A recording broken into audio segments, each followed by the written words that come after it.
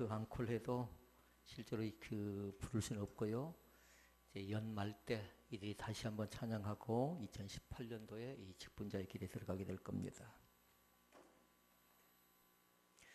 옆에 계신 분들 인사 한번 할까요? 인사는 다른 것 없어요. 한번 쭉 옆에 사람들 보고 그냥 한번 웃어주도록 하십시오.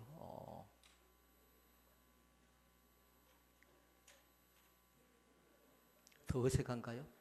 그런데요, 함께 같이 웃는다는 게 제일 좋은 거답니다. 함께 같이요. 예. 앞으로도 뒤로도 웃고요. 예. 오늘 말씀 제목은 영적 상태를 진단하라, 이렇게 말씀의 제목을 정했습니다. 제가 어제 결혼식에서 서울을 다녀왔습니다. 사모님이 터미널에 태워다 주면서 하는 얘기가 뭐냐면 서울은 무서운 곳이래요.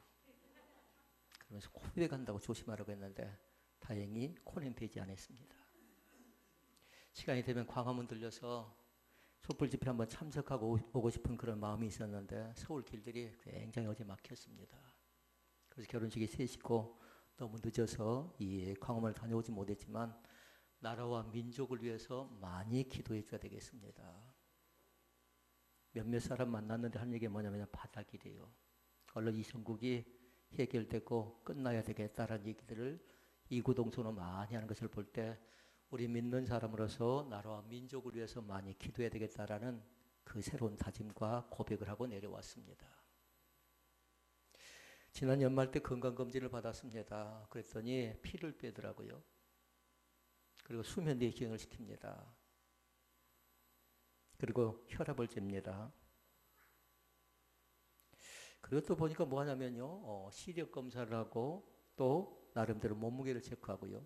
그렇게 해서 종합검진을 마쳤습니다. 육체적인 검진도 보니까요, 나름대로 몇 가지 항목들이 쭉 있더라고요. 영적인 종합검진은 대체 여러분 뭐라고 생각합니까?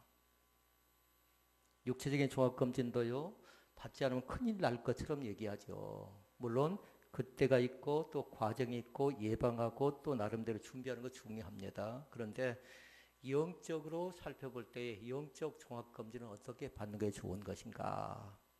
먼저 이것을 여러분과 제가 한번 기억을 해야 될 것 같아요. 영적 종합검진 가운데 중요한 것이 있어요. 그건 뭐냐면요, 구약 성경에 보면 물에서 건져낸 사람이 있습니다. 모세. 그리고 기적을 많이 본 사람, 기적을 많이 행한 사람 하면 모세라고 얘기합니다. 근데 모세를 보면요, 모세를 통해서 영적 건강 진단을 해볼 수가 있어요.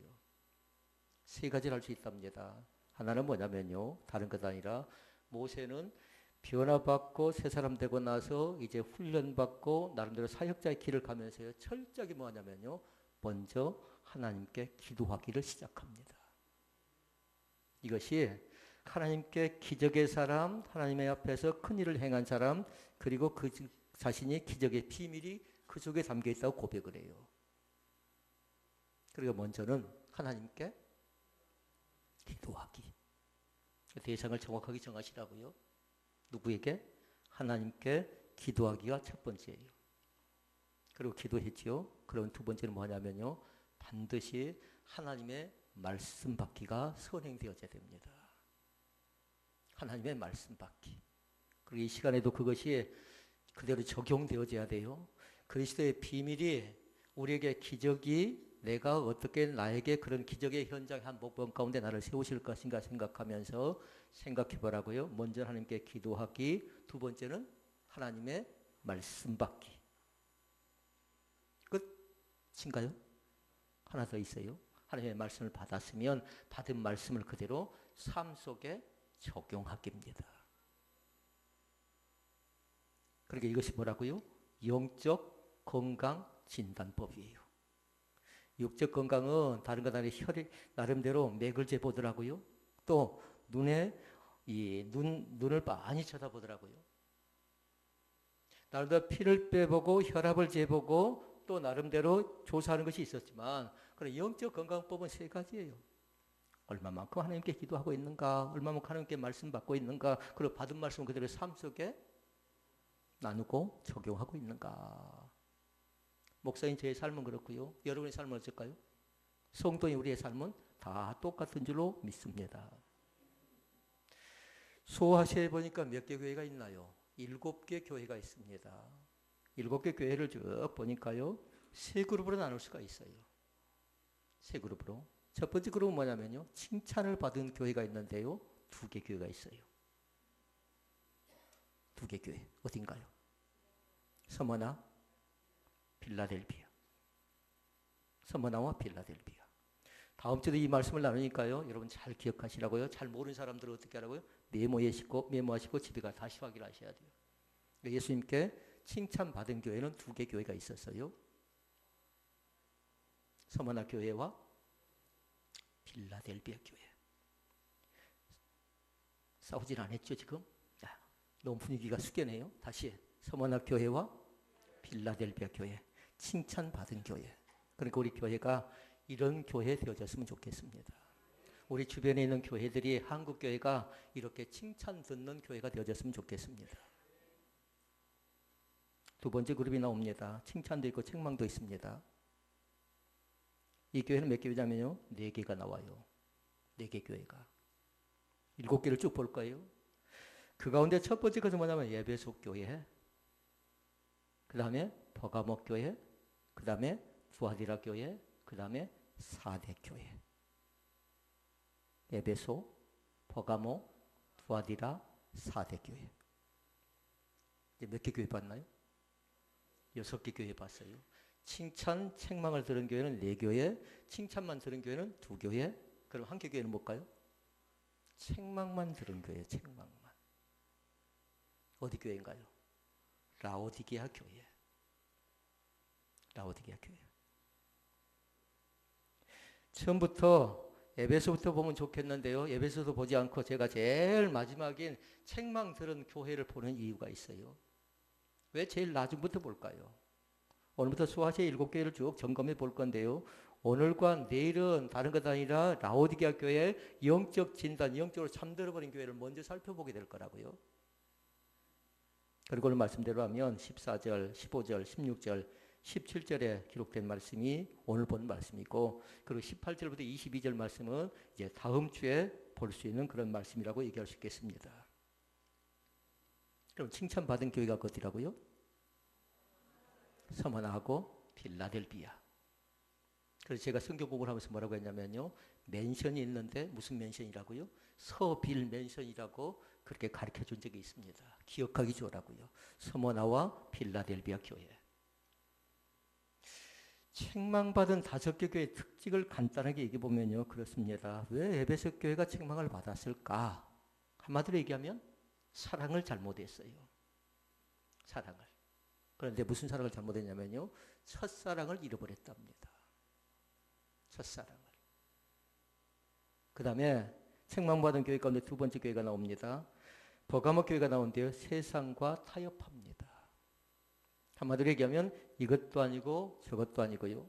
이 사람이 믿음 있는 사람인지 이 사람이 불신자인지 알 수가 없습니다. 그런데 교회가 그런 겁니다. 버가모 교회가 세상과 야합하고 세상과 타협을 해버려요. 그리고 책망받은 교회 가운데 세 번째가 어디였나요? 두아디라 교회가 나옵니다. 두아디라 교회는 뭐냐면요. 죄가 완전히 그 교회를 완전히 덮어버려요. 죄로 얼룩진 교회라고 얘기합니다. 죄로. 사대교회는 기억나겠죠? 사대교회. 죽은 교회예요. 죽은 교회라고요.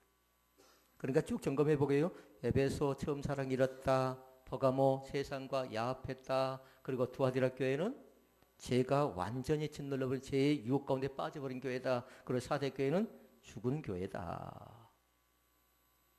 이제 책망받은 교회가 하나 있죠. 어딘가요? 라오디게아 교회. 그런데 이 교회는 심각해요.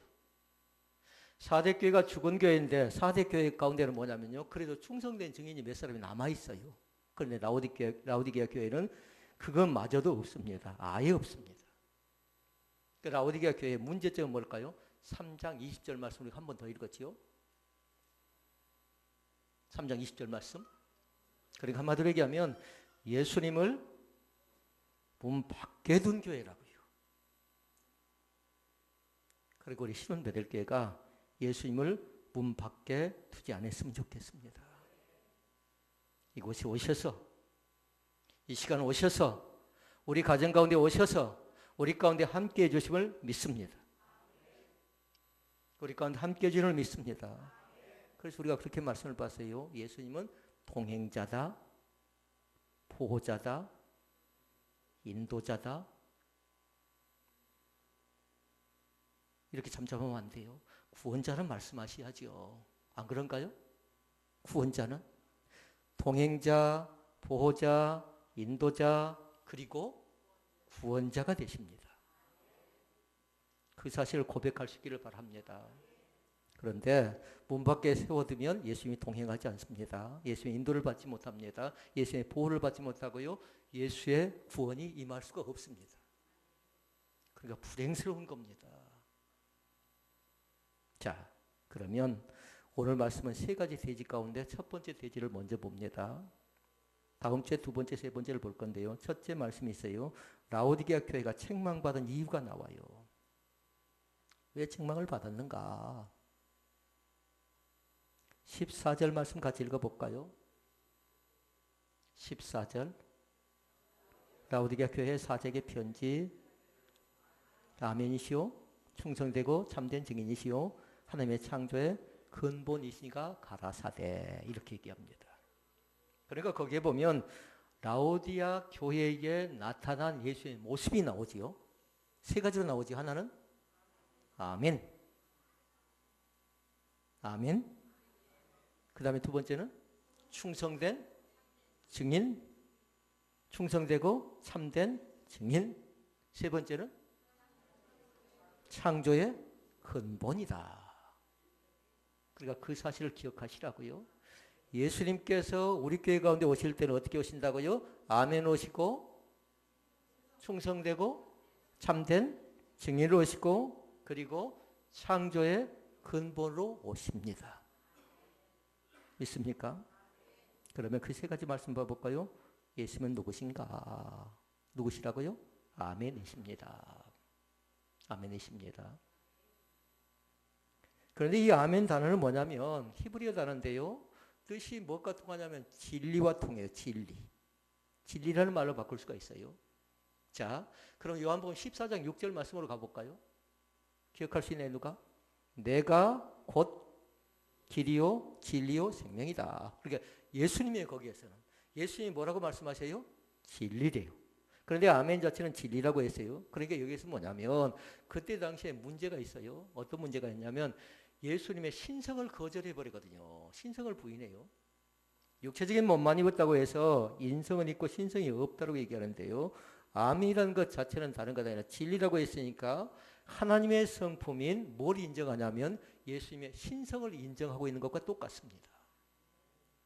그러니까 하나님의 성품들이 있어요. 하나님의 성품. 하나님의 성품은 뭐냐면 거룩하심이라든가 공의라든가 영원이라든가 영광이 있어요. 또 아멘도 있고요. 그리고 진리도 있고요. 그러니까 이 아멘은 굉장히 중요해요. 우리에게 있어서요. 그러니까 그때도 아멘이지만 지금도 아멘을 많이 하시라고요. 아멘을 많이 하시라고요. 아멘을 많이 하시라고요. 어떻게 하시든지요. 이 교회가 그것만 잘 돼도 우리 교회는 얼마든지 부흥할 수가 있어요. 왜냐하면 그 속에 은혜가 있고요. 그 속에 순정이 있고요. 그 속에 희생과 헌신과 결단과 부흥이 담겨져 있기 때문에 우리 교회가 이것만 잘해도요. 그래 한마디로 얘기하면 저는 10년 동안 그거 했다고 생각하면 돼요. 10년 동안. 또 다음 주에 봐봐요. 또 다음 주에 봐봐요. 우리가 얼마나 아멘이 살아있는 교회인가 죽어있는 교회인가. 이미 예배 시작 전에 찬양을 통해서 아멘을 많이 하시라고요. 그리고 예배가 시작돼도 마찬가지예요. 아멘을 많이 하시고. 그러면 예수님께서 라오디게아 교회에 하필이면 아멘의 모습을 나타나셨을까? 좀 궁금하지 않나요? 그런데 거기는 특별한 의도가 있어요. 특별한 뜻이 담겨져 있다고요. 그 이유는 다른 것 때문에 그런 것 아니에요. 고린도후서 1장 20절 말씀이 있는데요. 집에 가서 여러분이 꼭 그 말씀을 찾아서 읽고요. 한번 암송해 보셔야 돼요. 고린도후서 1장 20절 말씀이요. 하나님 우리에게 약속하신 모든 것들은 아멘이신 예수님 안에서 성취가 된대요. 예수님 안에서 성취가 되는데 그 앞에 나와 있는 게 뭐냐면 아멘이신 예수님 안에서 성취가 된다. 우리에게 약속하신 것. 근데 그 약속은 세 가지예요. 하나는 뭐냐면요. 죄사함이 있어요. 그리고 구원이 있습니다. 그리고 영생이 있습니다. 그러니까 아멘을 통해서 죄사함의 약속이 이루어집니다. 그리고 아멘을 통해서 구원의 약속도 이루어집니다. 그리고 영생도 마찬가지예요. 아멘을 통해서 예수님의 말씀인 약속하신 말씀을 통해서 이루어진다는 사실은 변함이 없습니다. 그러니까 라오디게 교회가 얼마나 불쌍한 교회인가 금방 알 수가 있습니다. 문 밖에 세워놔 버리니까 이제 그 속에는 구원도 없고 영생도 없고 기쁨도 없고 감사도 없습니다. 예수님을 밖에 세워놨어요. 그 다음에 예수님의 모습이 두 번째 나오지요. 충성되고 참된 증인. 첫 번째는 뭐였어요? 아멘. 두 번째는 충성되고 참된 증인. 세 번째는 하나님의 창조의 근본이다. 이렇게 말씀합니다. 충성되고 참된 증인이라는 건 다른 것 아니에요. 예수님께서 이 땅에 오셔서 어떻게 하셨는가 보라는 거예요. 예수님이 오셔서 하시는 일은 뭐냐면요. 자기의 몸을 드립니다. 그리고 희생합니다. 헌신합니다. 그리고 말씀합니다. 제자들을 불러놓고 가서 너희는 제자를 삼아 아버지와 아들과 성령의 이름으로 세례를 주고 내가 너에게 분부한 모든 것을 가르쳐 지키게 하라고 말씀합니다. 우리 가운데 말씀 주신 것이에요. 그러니까 다시 말씀을 드리면 뭐냐면 예루살렘과 온 유대와 사마리아 땅끝까지 이르는데 증인이 되래요. 예수님 그렇게 사시면서요. 사도행전 1장 말씀처럼요. 그러니까 증인된 삶을 예수님께 친히 보여주시면서 그렇게 살아가라는 겁니다. 그렇게. 세 번째 나와 있는 게 뭔가요? 하나님의 창조의 근본입니다. 창조의 근본입니다. 그러니까 그때 당시에 예수 그리스도를 그 교회는 어떻게 생각하냐면요. 하나의 피조물로 생각해요. 그걸 기억하라고요. 예수님은 피조물이 아니라 누가 답을 대답하실래요? 예수님? 예측 동네? 구원자. 믿습니까? 창조자는 누구예요? 성부 하나님. 성자 예수님께서는 바로 우리에게 구원자로 오시고요. 창조자, 구원자, 성령 하나님은 또 뭐라고 했어요? 그걸 찬양했는데 인도자 되시며 인도하신다고요. 오늘 또 성령 하나님이 동행하심을 믿습니다. 성령 하나님께서 우리를 인도해 주심을 믿습니다. 그런데 그들 자신들은 뭐냐면요. 예수 그리스도를 하나님의 창조의 근본으로 인정하지 않습니다. 피조물로 생각해버려요. 신성을 부인해버린다는 겁니다. 신성을 부인한다는 건 다른 것 아니라 기독교의 신앙 가운데 기독론을 거절해버린 거예요. 이게 교리의 문제가 있었다는 겁니다. 그러기 여러분들이 14절 말씀을 잘 기억하라고요. 14절 말씀. 그 다음에 15절 말씀으로 가볼까요? 읽습니다.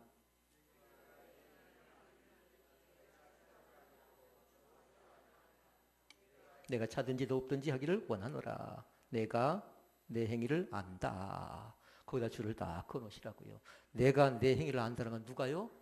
예수님께서 나의 모든 것을 아신다라는 것이고 하나님께서 나의 모든 것을 아신다라고 말씀하는데 우리는 성경에 뭐라고 하냐면요. 불꽃 같은 눈초리로 우리를 지켜보신대요. 우리의 모든 것을 아신대요. 우리의 모든 것을. 그러니까 예수님께서 분명히 말씀하죠. 내가 내 행위를 다 안다.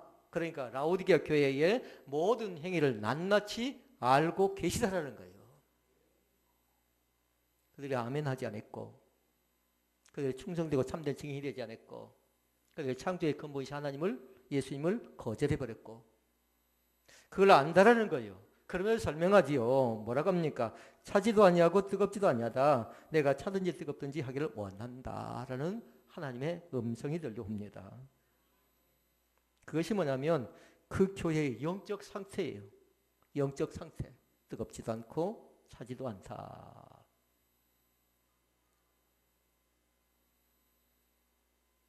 그러니까 그 말씀이 우리 가운데 그대로 들려줬으면 좋겠어요. 이것이 영적 상태다. 내 신앙이 지금 어느 단계인가를 잘 봐보라고요. 이미 잠들어버리고 졸고 있으면 어쩔 수 없는 것이고, 그러나 나름대로 살펴볼 때에 내가 믿음 생활을 한다고 하는데 내 신앙 자체가, 우리 목장들을 생각하면 제가 기도하고 있는 내용이 하나 있어요. 팀으로 움직이지는 교회라는 것을 항상 잃어버리지 마세요. 팀으로 움직여지는 교회. 근데 그 팀은 뭐냐면 목장이에요. 목장의 원칙을 정하는 첫 번째 원칙은 뭐냐면요, 인간의 감정이 아니라 성령의 감동으로 움직여지는 목장이 돼야 돼요. 이건 계속 물어보고 확인할 거예요. 그러니까 여러분 미리 딱 우리 목자들은 기억하시라고요. 팀으로 움직여지는 교회, 목장으로 움직여지는 교회가 될 것인데, 그건 다른 것 아니라 사람의, 오늘 첫날이니까 잘 기억을 못하겠죠. 사람의 감정으로 되어지는 교회가 아니라 성령의 감동하심으로 되어지는 교회예요.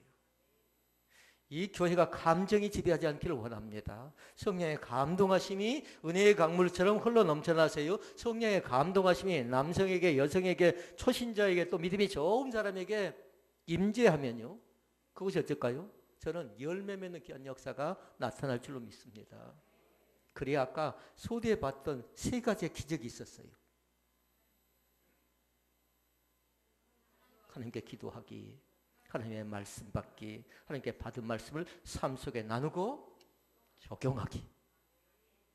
성령의 감동하심이 있어야 그것이 그대로 나타난답니다. 그러니까 목장이 교회학교부터 시작해서 새벽이슬 목장, 그리고 새롭게 지어질 이 목장들 가운데 그런 성령의 강권적인 역사가 우리 가운데 나타나시기를 주의 이름으로 축원을 드립니다. 그리고 영적 상태를 잘 진단해 보라고요. 내 지금 현재 신앙의 상태가 어떤가, 성령의 감동이 있는가. 그렇죠. 인간의 감정만 있어서 어떨 때는 높아졌다가 어떨 때는 축 처졌다가, 그 무슨 현상이라고 했어요? 우울증이라고요. 심각한 거예요. 그것이 교회 안에 들어오면요. 그런데 교회는 성령의 강물이 흘러 넘쳐야 돼요. 인간의 감정이 어떤 열심 내는 사람이 중심되는 것 아니라 함께 더불어서 같이 공동체와 팀을 이뤄나가는 교회가 되어야 될 줄로 믿습니다. 그리고 여기서 말하고 있죠. 차든지 덥든지. 그러니까 한마디로 얘기하면 그 교회는 어떤 교회라는 거요? 미직을 했다라는 겁니다. 여러분, 차다라는 건 뭐냐면요, 찬 것은 우리가 일을 하고 나서 갈증이 날 때쯤입니까? 그 찬물을 한 컵 마시면 갈증을 해소해 주는 역할을 합니다. 물을 보니까 뜨거운 건 뭔 역할인 줄 아는가요? 뜨거운 것은 치료의 기능이 있대요. 그런데 문제가 있어요. 어떤 것이 문제냐면요, 제 미지근한 것이 문제래요. 이것도 아니고 저것도 아닌가요? 그때 당시에 그 물 자체는 뭐가 있냐면요, 이 지역을 얘기하는 건 아니라 라오디게아 교회 자체의 물은 뭐냐면요, 한마디로 얘기하면 짐승들의 오물이 썩어서요 고여있는 물이에요. 공장에 폐수가 흘러 들어왔어요. 그것에 머물러 있는 물이라고요. 그러니까 그 물 자체가 어째요? 썩었고 냄새나고 폐수고 오물이기 때문에 그것이 몸에 들어간다고요? 해롭습니다. 독성을 나타냅니다.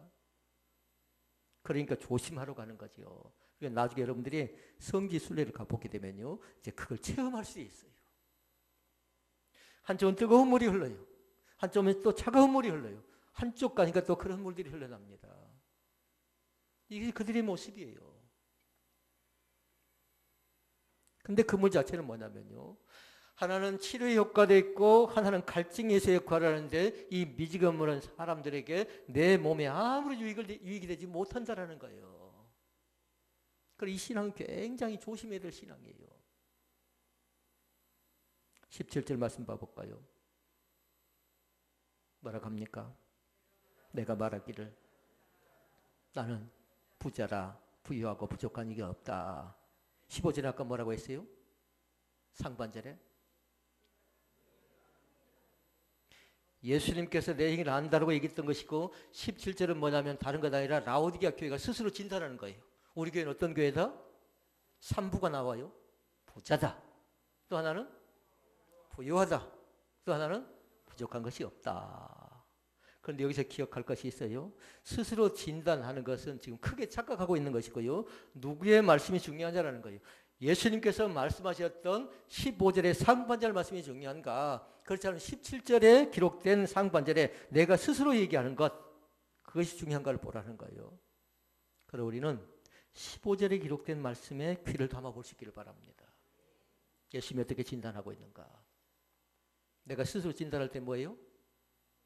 부자, 부유하다, 부족한 것이 없다. 한마디로 얘기하면 그건 뭐냐면요, 나는 나대로 잘 살고 있으니까 간섭하고 참견하지 말라는 겁니다. 그러니까 그 속에 뭐가 있어요? 자기 의가 있어요. 그 속엔 자기 주장이 담겨져 있다고요. 그 속엔 신앙이 없어요. 그러니까 그 뒤에 분명히 나오죠. 너희들의 형편이 어떤가 봐라 라고 하면서 5가지를 얘기합니다. 네, 곤고한 것, 그 다음에 가련한 것, 그리고 가난한 것, 그리고 눈먼 것, 그리고 벌거벗은 것을 알지 못하는도다. 스스로 생각할 때는 부자고 부유하고 부족한 것이 없다고 하는데 예수님께 볼 때는 5가지 문제가 드러나 버려요. 곤고, 가련, 가난, 그리고 4번째 뭐예요? 눈먼 것, 벌거벗은 것, 다 수치고 부끄러움입니다. 그럼 보십시다. 그들의 영적 상태가 이것이 바로 나에겐 과연 이것이 있는 겁니까? 잘 살펴보라고요. 라오디게아 교회의 영적 상태가 바로 곤고에 나왔고 가련이 나왔고 가난이 나왔고 또 그들 자신들이 눈이 멀었고 벌거벗은 것이 그들의 영적 진단인데 그들이 스스로 생각할 때는 우리는 괜찮다라는 거예요. 우리는 문제 없다라는 겁니다. 그래서 여러분 기억할 건 뭐냐면요. 그들의 문제는 뭐예요? 예수님을 문 밖에 세워둔 것이 가장 크나큰 문제인 줄로 믿습니다. 그럼 죄사함 나타날 수 없다고 했어요. 구원이 나타날 수가 없다고 했어요. 영생이 나타날 수가 없습니다. 예수님이 이곳에 오셔서 임재하셔서 이곳에서 우리의 죄를 사해 주시고 이곳에 구원이 나타나고 영생의 복이 나타나야 될 줄로 믿습니다. 문 밖은 안 돼요. 오셔서 좌정하셔서. 그러니까 우리가 325장 찬양했죠. 주 예수님 문 밖에 기다려 섰으나 단단히 잠가뒀대. 나의 수치고 나의 부끄러움이라는 겁니다. 325장 찬양을 잘 기억하시라고요. 그냥 입으로만 불러서는 안 돼요. 그것이 내 모습이고 우리의 교회의 모습은 되지 않는가? 이걸 살펴보자라는 겁니다. 그러면 여러분 보십시다. 곤고한 것이 대체 뭡니까? 곤고한 다른 것 아니라요. 피곤하고 고단한 것입니다. 못하다 그렇게 피곤하십니까? 어쩌다 그렇게 고단해졌습니까? 물론 살기가 힘들어서 여러 가지로 바빠서 힘들어서죠. 그러나 쓸데없는데 에너지는 빼앗기지 않기를 원합니다. 이 시간에 예배 드릴 수 있는 여건과 예배 드릴 수 있는 체력은 가지고 오셔야 돼요. 아무리 바쁘고 아무리 어려워도요. 나름대로 정부가 이제 금요일 4시 이제 퇴근 얘기하더라고요. 근데 그 속에 꼼수가 있어서 상당히 많은 사람들이 받아들이지 않고 있지요. 쉽게 정착하고 되어지갈진 않아요. 2박 3일 동안 소비를 시켜서 나름대로 돈을 쓰게 만든다고 하는데 돈이 없어서 쓸 수가 없다라는 거예요. 그래서 노동시간이 줄어든 것이 아니라 나름대로 또 꼼수를 주장을 해서 나름대로 그 시간을 또 보충하고 그러면 노동자는 더 많은 일을 해야 된대요. 그런 피곤한 것, 곤고한 것, 고단한 것, 왜 그렇습니까? 예수 믿는 사람들에게 있어서요, 피곤과 고단은 무엇으로 나타나냐면요, 짐 때문에 그래요. 짐. 무슨 짐일까요? 죄의 짐이 우리를 짓누르고 있기 때문에 그 짐을 지고 있다 보니까 어쩔 수 없이 더 피곤해지고 어쩔 수 없이 더 고단해지는 겁니다. 물론 사람이 일하면 피곤하고 고단하지요. 그런데 머릿속에 더 복잡한데 일이 잘 뜻대로 되어지지 않는데 더 다른 사람은 더 피곤한 거지요. 그 다음에 가련하답니다. 왜 가련할까요? 그들이 왜 불쌍할까요? 말씀드렸어요. 예수님을 문 밖에 세워두었기 때문에 그렇습니다. 이미 이 가운데는 곤고한 사람도 있어요. 우리 가운데 이미 가련한 사람도 있어요. 정작 나만 그 사실을 모른다라는 거예요. 또 가난이 나옵니다. 여러분, 가난은 대체 뭔가요? 가난은 우리가 여기서 말하는 경제적인 가난을 얘기하는 것 아니에요. 육적으로 가난한 것 얘기하는 것 아니라 영적으로 가난한 건 다른 말로 얘기하면 요한복음 10장 10절에 나왔어요. 그 말씀 속에 그렇게 얘기합니다. 예수님은 우리의 삶을 풍성하게 만들어준대요. 열매 몇 개 만들어주는데 우리 자신들이 그 풍성함을 누리지 못한다라는 거예요. 라오디게아 교회가 그 가난 가운데 빠져버립니다. 이미 그들은 어쩝니까? 그들은 이미 부자예요. 거기에 그때 당시에 라오디게아 교회는 은행도 있고요, 금융의 중심지일 뿐만 아니라 그곳에 양이 있어서 밍크코트가 많이 있어서요, 상업이 잘 되는 요충지였어요. 그러니까 그들은 고백합니다. 뭐라고요? 부자다. 그리고 부유하다. 부족한 것이 없다. 그러나 그들이 풍성하고 부족함이 없다 할지라도 예수님 편에 볼 때는 가련하게 짝이 없고 가난하기 이를 데가 없다라는 겁니다. 그럼 네 번째 나온 것이 뭐였어요? 눈이 멀었답니다. 눈이. 다시 말씀을 드리면 그들이 눈이 멀었다는 건 뭘까요?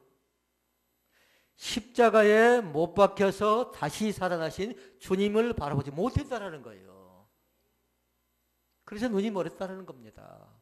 그래서 이 시간에 부탁을 드립니다. 영안이 열릴 수 있기를 바랍니다. 영안이 열릴 수 있기를 바랍니다. 그러니까 교회만 다니는 것 아니라 교회를 통해서 나를 진단받고 내 신앙이 과연 어떤 상태인가를 잘 점검해 보시라고요. 영안이 활짝 열릴 수 있기를 바랍니다. 그래야 다섯 번째가 보여져요. 벌거벗은 수치가 보여지는 겁니다. 나의 벌거벗은 모습이 보여지면 그걸 어떻게 하라는 겁니까? 나로서는 어찌할 수가 없는데 창세기에 보니까 예수님께서 얘기합니다. 백성들이 아담과 하와가 범죄할 때 그냥 놔둬버리던가요? 뭐 했나요? 옷을 지어서 입히지요. 무슨 옷일까요? 가죽 옷을 지어서 입힙니다. 그런데 그건 뭐냐면요, 짐승을 잡았다라는 거예요. 희생이라는 거예요. 헌신이라는 거예요. 신약성경으로 말씀드리면 예수님께 자기의 몸을 들여서 우리의 죄를 사할 뿐만 아니라 우리의 죄를 용서함 자리 가운데 인도했다는 사실입니다. 그 사실을 믿습니까? 이 다섯 가지로 진단을 딱 하시라고요. 나는 지금 현재 곤고한가, 가련한가, 가난한가, 눈이 멀었는가, 그렇지 않으면 벌거벗었는가. 오늘 말씀을 정리합니다. 에베소 하면 처음 사랑을 버리지 않았습니까? 이렇게 질문하고요. 5개 책망받은 교회. 버가모 교회 하면 세상과 타협하지 않았습니까? 그리고 두아디라 교회 하면 죄로 얼룩지지 않았습니까? 사대 교회 하면 죽어있지 않습니까? 지금 교회만 얘기하는 것 아니라고요. 내 개인을 얘기합니다. 우리 각자를 얘기합니다. 당신은 어쩌다가 그 사랑을 잃었습니까? 주님과 나누었던, 주님과 함께 찬양했던, 주님께 경배했던 그 사랑을 어디서 어떻게 잃었는지 그걸 알자라는 거예요. 그 라오디게아 교회는 뭐라고요? 예수님을 문 밖에 세워둔 교회입니다.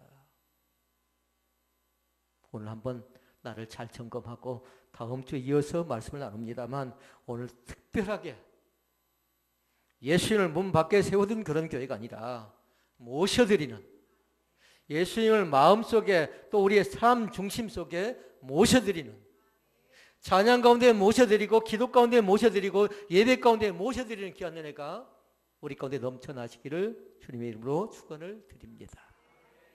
우리 아버지 하나님 감사합니다. 이 시간에도 나의 모습을 봅니다. 나의 형편을 봅니다. 이 나라와 이 민족의 형편을 보고 우리 교회 형편을 봅니다. 불쌍히 여겨주시고 긍휼히 여겨 주옵소서. 다시 한번 예수님을 문 밖에 세워두는 그런 부끄러운 교회가 아니라 안으로 모셔드리게 도와 주옵소서. 그리고 이곳에 능력이 나타나고 이곳에 사랑이 나타나고 은혜의 거룩한 꽃이 활짝 피어나기에 부족함이 없도록 인도하여 주시옵소서. 성령의 감동하심이 흘러 넘쳐나게 도와 주옵소서. 감사를 드리며 예수님의 이름으로 기도합니다. 아멘. 찬송가 317장을 찬양합니다.